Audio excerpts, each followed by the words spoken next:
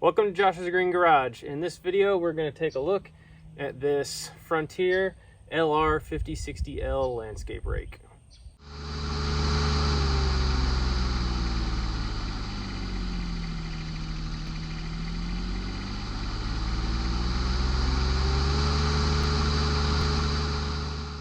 All right, so I just want to walk through and do kind of a quick walk around overview of the John Deere, Frontier LR5060L landscape rake. So one thing you may note at first, the number and that LR5060. So the 50 kind of signifies like a heavier version of some of Frontier's equipment as far as like these compact tractor attachments go. I know I've highlighted before that the box blade that I have is a 2048L. And you know, the 20 basically means that it's kind of their lighter version, more for subcompacts and stuff that you would find use on the X700 series. Now, ended up going with this one, A, because of availability, and B, because generally there's not quite as much steel in them as you're going to find in the box blades, and you're not pulling as much material. All you have is these tines, so you're not going to be loading this thing up with a whole box full of gravel or anything. So you can get away with a little bit heavier implement, in my opinion, and you can also get away with a bigger size. So I know a lot of stuff that people are going to put on X700s is more so going to be a 48-inch model, but this is a 60-inch, so a 5-foot model. But you don't really have much issue with this. As I said, you just don't have near as much drag, so you can get away with a little bit more. I will say weight on this thing, just a little speck up front here. This one runs at about 195 pounds. Now, if you drop the L and you just go to an LR5060, you're gonna gain about 50 more pounds. They're about 248. So there is a significant difference in weight between the L and the non-L models. With this tractor, I figured probably best to stay with an L rather than a regular 50/60. Now, where that extra 50 pounds goes, I don't know. The two look extremely similar, so I couldn't really tell you where that would be. I'd probably have to look into it more. So that's a little rundown on the model. This basically is just a lot heavier duty than the 20 series landscape rakes that you can also get. And of course, there's going to be price differences and all that good stuff there. Now, as far as this rake goes, if you have a keen eye and you've been looking around at landscape rakes, you might have noticed that it looks a lot like the county line version that Tractor Supply sells. The only difference I can see between the two is that the Frontier comes with this little stand here that you can drop down, which is, you know, pretty nice to keep that off the ground, and then it kind of aids in hooking it up a little bit, just because you don't have to pick it up all the way off the ground. You can kind of just hold your hand there, let that jack go, and then just lower the whole thing down to your lower lift arm there. So that kind of helps, but the county line one doesn't have that. The county line also does not have the little tube here for your instruction manual. If anyone uses those, I don't know. I've taken the manuals out of mine just in case water got in there or anything. And then this piece right here, you can see how it comes through here, and then it has like a bit of a curve and then goes in there. The county line one basically just goes straight from that point to this point. There's just a hair less steel in there.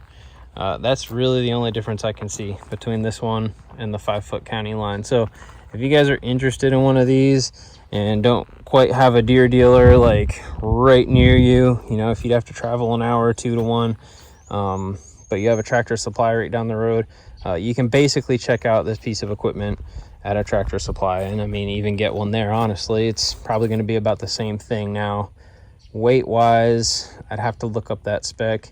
I'm not sure if that would be more so along the weight lines of the L model or not, but you can see the same thing. The mast design here is all exactly the same. The way this is set up here is all the same. It's basically the same exact thing. I really can't see any other differences. So you can always check that one out as well. And then you honestly, brand new, you'd get, you know, a bit better price on the Tractor Supply one.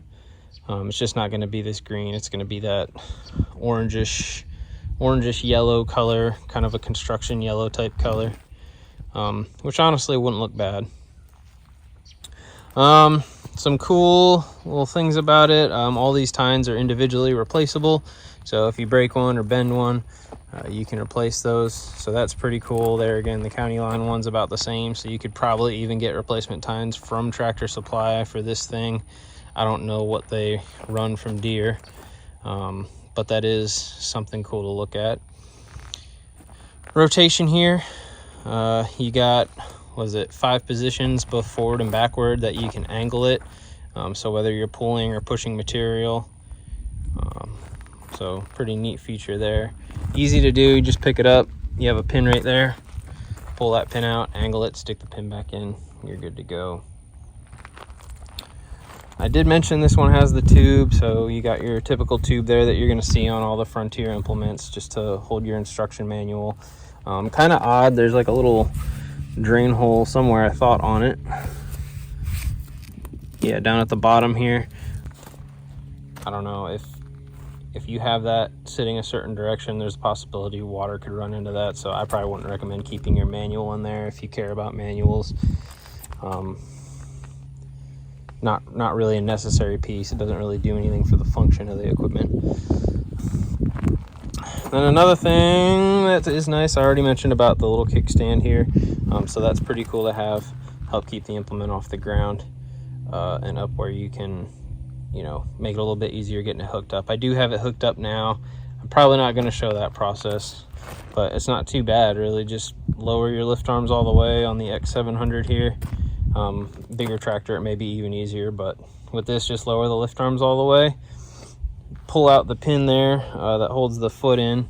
It'll be, you know, up top of that jack, and then when you're holding, you know, underneath there somewhere, you can just kind of let it lower down and then pull your lift arm out and get it over, you know, the lower lift pin there and secure that in. I mean, it's vastly easier hooking this up than it is the 2048 box blade.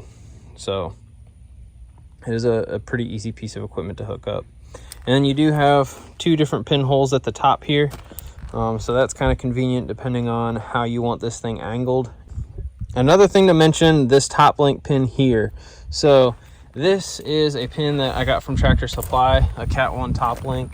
The issue I had here is the length of it. So this was the factory pin that came with the 3-point hitch for the X700.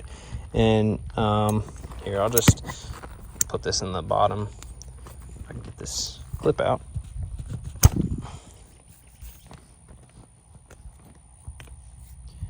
Okay, so I'll stick this in that bottom hole so you can see, but this does not go through all the way to where you can get the pin through it, and that's tight up to it. So with this steel being 3/8 thick, it's pretty thick, you know, heavy duty stuff. So, well, at least heavy duty for what this is. So you need a longer pin. You can't use your factory X700 pin. So if you're picking one of these up, definitely pick up one of these pins. Like I said, at Tractor Supply, it's not their extended one. They have one that's way longer yet. But even with the little rubber washer I put in there and a metal washer, there's plenty of room that I was able to get that pin through with that. And I mean, it's snug in there.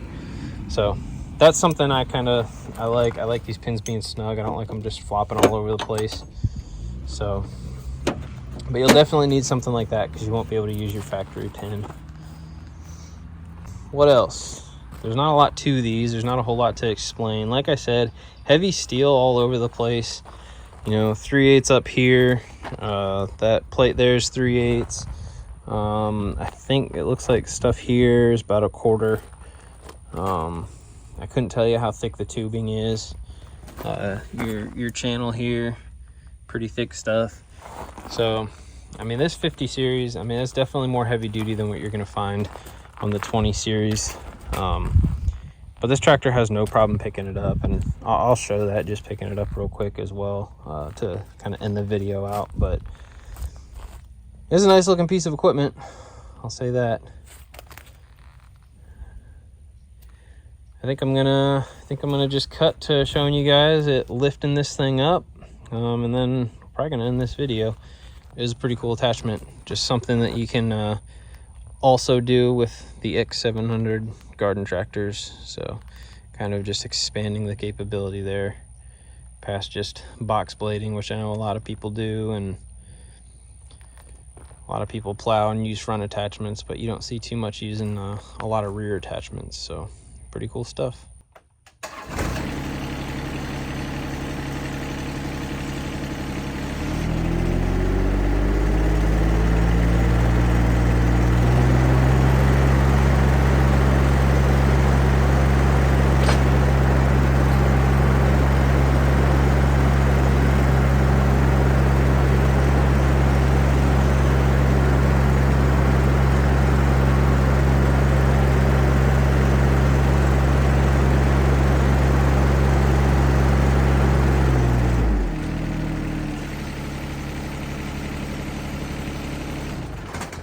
All right, so that's what the X700, that's how well it can lift this thing. I mean, you can see it lifts way higher than you'd really need while you're using it. You know, if you're having to go over unlevel terrain or, you know, rough terrain or anything, you're not gonna have to worry about smacking it on the ground or getting something caught in it as you're moving, traversing over, you know, an area or something. So you know, just by nature of how the 700's hitch works and everything, this thing does lift really high. So pretty good there. That's all I got. If you guys have any questions, comments, anything, please let me know. I'll get back to you. Any information about it, I'm sure I can dig it up. So just let me know if you have any questions. Other than that, thanks for watching. Have a good one.